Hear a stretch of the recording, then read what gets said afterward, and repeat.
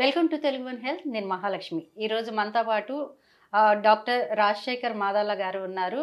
Plastic surgeon and cosmetic surgeon. వారితో మాట్లాడదాం. అసలు ప్లాస్టిక్ సర్జన్ అంటే అందం కోసమే అనుకుంటూ ఉంటారండి చాలామంది, కానీ అది కరెక్ట్ అయిన విషయం కాదు. సో సార్ని అడిగి మనం చాలా వివరాలు తెలుసుకుందాం. నమస్తే సార్. నమస్తే అండి. నమస్తే సార్, అసలు ప్లాస్టిక్ సర్జన్కి కాస్మెటిక్ సర్జన్కి ఏంటి తేడా ఉంటుంది సర్జరీస్? సో ప్లాస్టిక్ సర్జరీ అన్న కాస్మెటిక్ సర్జరీ అన్న ఒక్కళ్ళేనండి. మేము అందరూ ఎంసీహెచ్ ప్లాస్టిక్ అండ్ రీకన్స్ట్రక్టివ్ చేసిన వాళ్ళని ప్లాస్టిక్ అండ్ రీకన్స్ట్రక్టివ్ సర్జన్ అంటారు. So plastic surgery reconstructive surgery అంటే ఏదైనా పాడైపోయిన దాన్ని, బాగున్న దాన్ని, దేన్నైనా రీకన్స్ట్రక్ట్ చేయటాన్ని ప్లాస్టీ అంటారండి. దాన్ని ప్లాస్టిక్ అండ్ రీకన్స్ట్రక్ట్ సర్జన్ మా డిగ్రీ. దీంట్లోనే సపరేట్ బ్రాంచెస్ ఉంటాయి. అన్ని అందరూ చేస్తారు, బట్ కొంతమంది కొన్నిట్లో స్పెషలైజ్ అవుతారు. సో అందం కోసం చేసే బ్రాంచ్ ని కాస్మెటిక్ సర్జరీ బ్రాంచ్ అంటారు. సో కాస్మెటిక్ సర్జరీ అని సపరేట్ డిగ్రీ ఏం కాదండి. ప్లాస్టిక్ అండ్ రీకన్స్ట్రక్టివ్ సర్జరీలోనే కాస్మెటిక్ సర్జరీ ఒకటి ఉంటుంది. బర్న్స్ కి సంబంధించిన బర్న్ సర్జరీస్ అంటాం. నెక్స్ట్ ఫేస్ లో ఫ్రాక్చర్స్ అయిన దాన్ని ఏమో మ్యాక్సిలో ఫేషియల్ సర్జరీస్ అంటాం. నెక్స్ట్ ఏదన్నా క్యాన్సర్ వచ్చి ఒక పార్ట్ తీసేస్తే దాన్ని రీకన్స్ట్రక్ట్ చేయటాన్ని ఆంకో సర్జరీ అంటాం. అట్లా ఆంకో ప్లాస్టిక్ సర్జరీస్ అంటాం. సో ఇట్లా డిఫరెంట్ ఈ దీంట్లో మేము హెయిర్ దగ్గర నుంచి కింద బొటన్ వేల్ రీకన్స్ట్రక్షన్ వరకు హెడ్ టు టో చేసి అన్ని చేస్తామండి. సో అందుకని reconstructive surgeon, cosmetic surgeon, plastic surgeon, aesthetic surgeon అన్ని ఒకటేనండి. అంటే ఎలాంటి పరిస్థితిలో ఈ సర్జరీస్ ఉంటాయి సార్? అంటే యాక్సిడెంట్ కేసెస్ లో ఫింగర్స్ కట్ అయిపోతాయండి. ఫింగర్స్ కట్ అయిపోయి ఊడిపోయి పడిపోయినా కూడా దాన్ని ఐస్ బాక్స్ లో పెట్టుకొస్తే జాయిన్ చేస్తాం. చేతులు జాయిన్ చేస్తాం.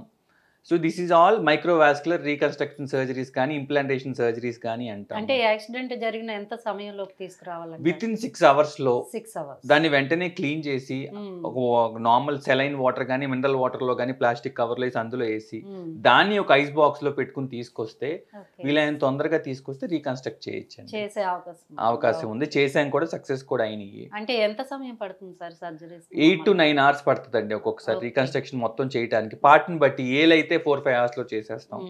నెక్స్ట్ చేయి అయితే కనుక 7 to 8 hours పడుతుంది. డిఫరెంట్ సర్జరీస్ కి డిఫరెంట్ టైమింగ్స్ ఉంటాయండి. ఇది కాకుండా ఏదైనా యాక్సిడెంట్ అయ్యి మొహానికి దెబ్బ తగిలితే ఈ దవడ ఎముక కానీ మొహంలో ఎముకలు కానీ ఇరిగిపోతాయి. వాటికి ప్లేటింగ్ వేస్తాం. దాన్ని మ్యాక్సిలో ఫేషియల్ సర్జరీస్ అంటాము. సో డిఫరెంట్ సర్జరీస్ కి డిఫరెంట్ టైమింగ్స్ ఉంటాయండి. నెక్స్ట్ ఏదైనా కాలింది అనుకోండి, యాసిడ్ పడి కాలింది, లేదు అంటే కరెంట్ షాక్ కొట్టి కాలింది, లేదు వంట చేస్తున్నప్పుడు వేడి నీళ్ళు పడి హాట్ ఆయిల్ పడింది, క్రాకర్స్ కాల్స్తున్నప్పుడు క్రాకర్ బర్న్స్ అయినాయి, ఇవన్నీ కాకుండా బాత్రూమ్ వాష్ చేస్తున్నప్పుడు ఆ వాష్ చేసే లిక్విడ్ మన మీద పడితే బర్న్ అవుతుంది, కెమికల్ బర్న్స్ అంటాం. So different kinds of burn surgeries ఉంటాయండి. బర్న్స్ అనేది మళ్ళీ మేమే డీల్ చేస్తాం. సో ప్లాస్టిక్ సర్జరీ అనేది అందం కోసమే కాదండి, అందం కోసం కూడా చేస్తాము. బట్ అందం కోసం చేసేది అనేది ఒక పార్ట్ అయితే మిగతా అన్ని ఇంకొక పార్ట్ అండి. ఒక పక్కన అంటే అందం కోసం అంటే ఈ మధ్య కాలంలో ఎక్కువైపోయినాయి సార్ సెలబ్రిటీస్. ముక్కు బాగాలేదని, లిప్స్ బాగాలేవని ఇట్లా చేస్తున్నప్పుడు కొన్ని డెత్ కేసులు చూస్తున్నాం మనం. ఎందుకు అట్లా జరుగుతుంది? సెలబ్రిటీసే కాదండి, సెలబ్రిటీస్ ఒకళ్ళే చేయించుకుంటారు అన్నది అపోహ ఇది వరకు. అది ఇప్పుడు నార్మల్ పాపులేషన్ అందరూ ఎవరికి ఏం కావాలన్నా వచ్చి అది మాకు ఇది కావాలని అడిగితే చేసి పెడతామండి. సో మీరే ఉన్నారు అనుకోండి, సపోజ్ మీకు నాకు ఈ పార్ట్ బాగాలేదండి, నాకు బాగానే అనిపించవచ్చు. సో సపోజ్ మీ ముక్కు నాకు బాగానే ఉంది, మీకు రోజు మీ ముక్కు మీ మొహంలో మీ అద్దంలో మీ ముక్కు చూసుకుంటా ఉంటే నా ముక్కు ఏదో బాగాలేదు అనుకుంటారు. బట్ నా దగ్గరికి వస్తే అది బాగానే ఉంటుంది. బట్ మీకు రోజు దాంతో మీరు ఉండలేరు కదా, అలా బాగాలేదు మీరు అడిగిన దాన్ని మేము చేసి పెడతాం. సో పేషెంట్ రిక్వైర్మెంట్ని బట్టి చేసి పెడతాము. ఎన్హాన్స్ చేసేదాన్ని మేము కాస్మెటిక్ సర్జరీ అంటాం. అంటే కొన్ని అవి అడిగాను కదా, అది డెత్లు అవుతాయి అంటున్నారు కదా. సపోజ్ ఒక హీరోయిన్ మనం విన్నాం అందరం 5-6 years బ్యాక్ 10 years బ్యాక్ అనుకుంటా, ఫేమస్ హీరోయిన్ యుఎస్కి వెళ్ళి లైపోసక్షన్ చేసుకుంటే చనిపోయారు అని. యూజువల్గా రెగ్యులర్గా డైలీ బేసిస్లో మేము లైపోసక్షన్స్ చేస్తామండి. నేను చేస్తాను, మా కొలీగ్స్, కో ప్రాక్టీషనర్స్, మా ప్రొఫెసర్స్ చాలా మంది చేస్తూ ఉంటారు. లైపోసక్షన్ లో డెత్ అయ్యింది అని వింటాం చాలా చాలా రేర్ గా వింటాం. నాకు తెలిసిన నాలెడ్జ్ ప్రకారం, మాకు తెలిసిన న్యూస్ ప్రకారం ఎప్పుడు లైపోసక్షన్ ఎప్పుడు జరుగుతుంది, డెత్లు ఎప్పుడు అవుతాయి అంటే, సపోజ్ మీ బాడీ వెయిట్ మీరు 60 kilos ఉన్నారు అనుకోండి, ఒక 10% ఆఫ్ ద బాడీ వెయిటే మనం లైపోసక్షన్ చేసి తీసేయచ్చు. సో మాక్సిమం లిపిడ్ ఎట్లా అంటే ఒక 6 లీటర్స్ లో తీస్తాం లైపోసక్షన్ లో. ఎప్పుడు ఒక 6 లీటర్లు తీస్తాం అనుకోవచ్చు. లేదండి నాకు ఒకేసారి ఎక్కువ తీసేయండి, నాకు 10 లీటర్లు 15 లీటర్లు తీసి అట్లా out of the standard limits వెళ్తే ఎప్పుడైనా డేంజర్ అండి బాడీకి. లిమిట్ లో జరిగితే పర్లేదు. నెక్స్ట్ వచ్చేసి లైపోసక్షన్ చేసిన పార్ట్ లోనే మళ్ళీ లైపోసక్షన్ చేస్తే, ఇందాక మనం అనుకున్న హీరోయిన్ ఒకళ్ళు డెత్ అయింది అనుకున్న ఆవిడ 2 times ఆల్రెడీ ఇండియాలో చేయించుకున్నారు లైపోసక్షన్. చేయించుకుని మళ్ళీ ఇక్కడ ఎవరో చేయనంటే యూఎస్ వెళ్ళి మళ్ళీ ఇంకొకసారి చేయించుకున్నారు. సో మన లైపోసక్షన్ చేసిన పార్ట్లోనే మళ్ళీ మనం లైపోసక్షన్ చేస్తూ ఉంటే అక్కడ ఉన్న బ్లడ్ వెల్స్ని డ్యామేజ్ చేసి ఫ్యాట్ ఎంబాలిజం అని ఇట్లాంటివన్నీ ప్రాబ్లమ్స్ వస్తూ ఉంటాయండి. సో దానివల్ల ఇబ్బంది అవుద్ది. కాబట్టి జాగ్రత్తగా విత్ ఇన్ ద లిమిట్స్, నా డాక్టర్ని ఫోర్స్ చేయకుండా డాక్టర్ చెప్పిన సజెషన్ ఫాలో అయితే ఇబ్బంది ఏమీ ఉండదండి. మేము ఇప్పుడు దాకా ఎప్పుడు చూడలేదండి లైపోసక్షన్లో కాంప్లికేషన్స్. నా కో సర్జన్స్, మన హైదరాబాద్లో ప్రాక్టీస్ చేసే సర్జన్స్, మా ఫ్రెండ్స్ వేరే స్టేట్లో ఉన్నాళ్ళు, వాళ్ళకు కూడా కాంప్లికేషన్ వచ్చినప్పుడు ఎప్పుడు వినలేదు.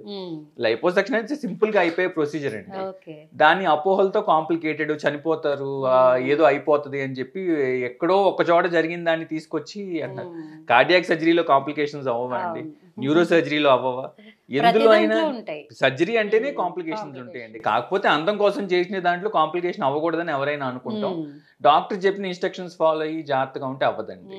అంటే కాస్మెటిక్ సర్జరీలో కొన్ని వికటించి మొహాలు ఉబ్బిపోవడం, రెడ్డిష్ గా అయిపోవడం ఇవి కూడా చూస్తున్నామండి. అవుతా ఉంటాయి. అదే చెప్తున్నాను కదా, మనం బెస్ట్ ఏంటంటే పేషెంట్ ఎవాల్యుయేషన్ అండి.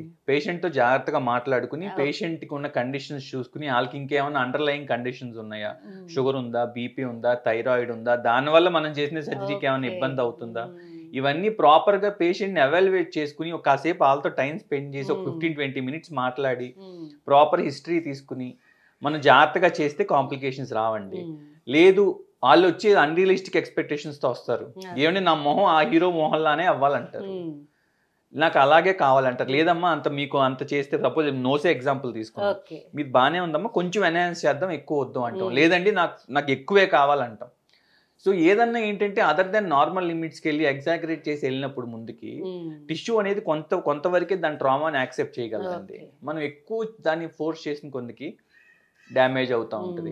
నెక్స్ట్ సపోజ్ ఫిల్లర్స్, బొటాక్స్ అని ఇస్తాం ఫేస్ లోకి, మీకు ఇటు పక్క ఒక 0.5 ml, ఇటు పక్కన ఒక 0.5 ml చాలండి, ఇక్కడ ఒక 0.25 ml చాలండి అని చెప్తాం. లేదండి నాకు ఇంకా ఎక్స్ట్రా న్యాచురల్, నాకు ఇంకా కావాలని అడుగుతారు. అవి బాగా మన వాళ్ళు ఫోర్స్ చేసినప్పుడు మనం ఇవ్వకపోతే, నేను చేయకపోతే ఇంకొక దగ్గరికి ఫోర్స్ చేసుకుంటారు. కొన్ని కాన్వర్ట్ సిచ్యువేషన్స్ లో చేయాల్సి వస్తే ఏమవుతుందంటే అన్యాచురల్ లుక్ వస్తుంది ఫేస్ కి. లేదు మన ఫిల్లర్స్ చేయగానే కొంచెంసేపు రెస్ట్ తీసుకోండి, ప్రెషర్ పెట్టొద్దండి ఫేస్ మీద, జాగ్రత్తగా ఉండండి అంటాం. లేదు వెళ్ళగానే మన మాట అనుకుంటే దాని మీద ప్రెషర్ పెట్టి నిద్రపోతారు వెంటనే, 1/2 గంట 1/2 గంటలో ఇంటికి వెళ్ళిన తర్వాత ఆ ఫిల్లర్ డిస్ప్లేస్ అవుద్ది. సో మన చేతుల్లో కొన్ని కాంప్లికేషన్స్ ఉంటాయండి, అవి మనం జాగ్రత్త పడితే పోతుంది.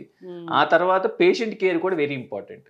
మనం చెప్పిన ఇన్స్ట్రక్షన్స్ వాళ్ళు ఫాలో అవ్వాలి. జనాలకి తెలియదు. సో ఎక్కడో ఏదో ఒక అయిన దాన్ని బట్టి అందరినీ జనరలైజ్ చేసి కాస్మెటిక్ సర్జరీ అంటేనే డేంజరస్ అనుకుంటాం, కరెక్ట్ కాదు. క్రియేట్ చేసేసారు అట్లా. వెరీ సేఫ్ అండి, వెరీ సేఫ్. మామూలు సర్జరీ చాలా మినిమల్ పెయిన్ అండి, మనం చేసే ప్రొసీజర్ ని బట్టి. రెగ్యులర్ లైపోసక్షన్ అయితే పెయిన్ ఏ ఉండదండి, 1 day లో వెళ్ళిపోతారు. రైనోప్లాస్టీ అంటే నోస్ కి సంబంధించి చేసిందేమో కొంచెం పెయిన్ ఉంటుంది 1 week దాకా, కొంచెం ముక్కు అంతా కొంచెం లావుగా ఉంటాం, వాపు తగ్గడానికి ఒక 2-3 weeks టైం పడతాం, అట్లా ఉంటుంది. ఫిల్లర్స్ అంటే నథింగ్, మీరు ఇవాళ చేయించుకుని ఇంటికి వెళ్ళిపోతారు, సాయంత్రం వెళ్ళేసరికి పెయిన్ తగ్గిపోతుంది. బొటాక్స్ అయిన మొహం మీద ముడతలకి, కళ్ళ దగ్గర ముడతలకి బొటాక్స్ ఇంజెక్షన్ అని చేస్తాం, అది 5 నిమిషాల్లో పెయిన్ తగ్గిపోతుంది మీకు చేసిన తర్వాత. చిన్న ఇంజెక్షన్ అండి, చిన్న ఇంజెక్షన్, వెంటనే తేడా వస్తుంది. అంటే అదే అంటున్నా, మీరు ఎంత తొందరగా రెస్పాండ్ అయ్యి ఎంత తొందరగా చేయించుకున్నారు అని. మీకు బాగా ఎక్కువ రింకిల్స్ అయిపోయిన తర్వాత చేయించుకుంటే ఒక 90% రికవర్ అవుతుందండి. లేదు స్టార్టింగ్ లోనే చేయించుకున్నారంటే 100% రికవరీ వస్తుంది. ఇప్పుడు 30 years కి 32 years కి బొటాక్స్ చేయడం స్టార్ట్ చేసామండి. కొంచెం రింకిల్స్ కనపడగానే కొంచెం అవేర్నెస్ తో వస్తున్నారు, చేస్తే వెంటనే తగ్గిపోతుంది. చాలా మంచి విషయం. Prophylactic Botox. Thank you sir. Thank you అండి.